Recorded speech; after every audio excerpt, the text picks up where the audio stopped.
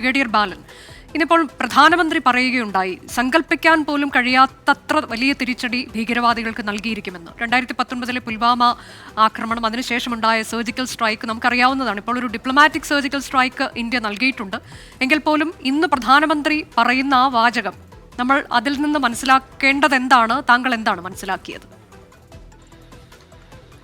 അദ്ദേഹത്തിന്റെ സന്ദേശം വളരെ സ്പഷ്ടമാണ്. അതായത് പണ്ടത്തെ ഇന്ത്യ അല്ല ഇന്നത്തെ ഇന്ത്യ. ഇന്നത്തെ ഇന്ത്യക്ക് വളരെയധികം ശക്തിയുണ്ട്, സൈന്യ ശക്തിയുണ്ട്, മാത്രമല്ല ആയുധ ശക്തിയുണ്ട്.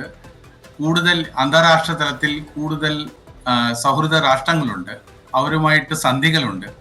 ഇതെല്ലാം ഇരിക്കെ തന്നെ നമ്മളുടെ അതായത് ചില ഏജൻസീസ് ഉണ്ട്, നാഷണൽ NIA-യും അല്ലെങ്കിൽ റോ എന്നിവരുടെ ഈ എത്താനുള്ള ഒരു കഴിവ് 10 മടങ്ങ് വർദ്ധിച്ചിട്ടുണ്ട്. പാകിസ്ഥാന്റെ അകത്ത് തന്നെ ആന്തരിക കലാപങ്ങൾ ഉള്ളതാണ്.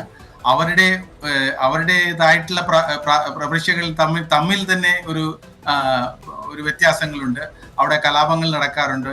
ബലൂചിസ്ഥാനിലാണെങ്കിലും സിന്ധിലാണെങ്കിലും എപ്പോഴും എന്നും പ്രശ്നങ്ങൾ ഇതുപോലെ ഇതിനേക്കാളും ഗുരുതരമായ പ്രശ്നങ്ങൾ നടക്കുന്നുണ്ട്. അത് കാരണം അവിടെ അകത്ത് തന്നെ നമ്മൾക്ക് പല കാര്യങ്ങളും ചെയ്യാൻ പറ്റും. അതെന്താണെന്നുള്ളത് ഞാനിപ്പോൾ സ്പഷ്ടീകരിക്കാൻ ഉദ്ദേശിക്കുന്നില്ല. എന്നിരുന്നാലും നമ്മൾക്ക് അതിനുള്ള കഴിവ് ഇപ്പോൾ ഉണ്ട്. മാത്രമല്ല പാകിസ്ഥാനെതിരെ ഒരു പ്രോപ്പറായിട്ടുള്ള ഒരു മിലിറ്ററി ഓപ്പറേഷൻസ് ആയിരിക്കണം എന്നില്ല.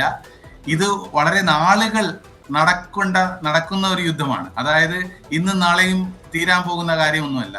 ഇത് തീർക്കണമെന്നുണ്ടെങ്കിൽ പാകിസ്ഥാനിലുള്ള പ്രവിശ്യകൾ തമ്മിൽ ഒരു ഭിന്നതയുണ്ടാക്കി 1-2 നമ്മൾക്കും പാകിസ്ഥാനും ഇടയ്ക്കായിട്ടൊരു ബഫർ സ്റ്റേറ്റ് പോലെ ടിബറ്റിനെ ചൈന സൃഷ്ടിച്ചതുപോലെ നമ്മൾക്ക് സൃഷ്ടിക്കേണ്ടിയിരിക്കുന്നു. നമ്മൾ കാശ്മീരിലുള്ള ജനങ്ങളെ അടുത്തറിയാമെങ്കിൽ അവർക്ക് ഒരു ഇച്ഛയില്ല, പാകിസ്ഥാനായിട്ട് ചേരണമെന്നുള്ള ഇച്ഛ ഇല്ല. ഞാൻ പല സ്ഥലങ്ങളിലും കാശ്മീരിൽ സാധാരണ ജനങ്ങളോട് സംസാരിച്ചിട്ടുണ്ട്. അവർക്ക് അവരുടേതായിട്ടുള്ള ഒരു മാത്രമല്ല, ഇപ്പോൾ നമ്മൾ കാലങ്ങൾക്ക് ശേഷം അവിടെ ഒരു ബന്ദ് ആചരിക്കുന്നത് ആർക്ക് വേണ്ടിയുള്ള ബന്ദ് എന്നുള്ളത് വളരെ പ്രധാനമാണ്. ഈ മരണമടഞ്ഞവർക്ക് വേണ്ടി അവർ അവിടെ പ്രകടനം നടത്തുന്നു, സമരം നടത്തുന്നു, ഞങ്ങൾക്ക് ജീവിക്കണമെന്ന് പറയുകയാണ്. അതൊക്കെ നൽകുന്ന സന്ദേശം വളരെ വലുതല്ലേ? അതെ മാഡം, 1990-കളിൽ ഇത് തുടങ്ങിയ സമയത്തായിരുന്നെങ്കിൽ ഞാനവിടെ ഉണ്ടായിരുന്നു. പട്ടൻ, സോപ്പൂർ എന്നീ സ്ഥലങ്ങളിൽ അത് വളരെയധികം ഞങ്ങൾക്ക് പ്രയാസം ഉണ്ടാക്കുന്ന, വളരെയധികം വൈഷമ്യങ്ങൾ ഉണ്ടാകുന്നുണ്ടായിരുന്നു. ഞങ്ങൾക്ക് അവിടെ താമസിക്കാനുള്ള സ്ഥലങ്ങളോ ഞങ്ങൾക്ക് ആയുധങ്ങളോ അന്ന് ഉണ്ടായിരുന്നില്ല. അന്നത്തെ ജനങ്ങളുടെ പ്രതികരണം, ഏറ്റവും അവസാനം ഞാൻ റിട്ടയർ ചെയ്യുന്നതിന് മുമ്പ് കുപ്പാട എന്ന് പറയുന്ന സ്ഥലത്താണ് അവിടെ ഉണ്ടായിരുന്നത്. അപ്പോഴുണ്ടായിരുന്ന അവരുടെ സമീപനവും തമ്മിൽ ഈ ഭൂമിയും ആകാശവും തമ്മിലുള്ള വ്യത്യാസമുണ്ട്. അപ്പൊ അവർക്ക് തന്നെ മനസ്സിലായി ഇപ്പൊ ഈ പുതിയ തലമുറയ്ക്ക് അവർക്ക് എന്താണ് ആവശ്യം. അവർക്ക് ഒരു നല്ലൊരു ജീവിത നിലവാരം പുലർത്തണം. അതിനു വേണ്ടിയുള്ളത് കാശ്മീരിൽ ടൂറിസം ഒരു മുഖ്യമായിട്ടുള്ള ഒരു വരുമാന മാർഗമാണ്. അതിനെ എങ്ങനെയെങ്കിലും പുലർത്തി നിർത്തണമെന്നുണ്ടെങ്കിൽ അവിടെ സമാധാനം വേണം. അതുകൊണ്ടാണ് അവർ ഇങ്ങനെ ബന്ധമൊക്കെ ആചരിച്ച് പ്രതികരിക്കുന്നത്. അവിടെ പണ്ട് പല സ്കീമുകളുണ്ട്. അവിടെ ഒന്നും ഗ്രാമങ്ങളിൽ എത്താറില്ലായിരുന്നു. ഞാൻ നേരിട്ട് കണ്ടിട്ടുള്ളതാണ്. ഈ ഗ്യാസ് സിലിണ്ടറുകൾ അവർക്ക് കുറച്ചേ കിട്ടുള്ളൂ അതിർത്തിയുള്ള ഗ്രാമങ്ങളിൽ. എല്ലാം ശ്രീനഗറിൽ തന്നെ തീരുമായിരുന്നു.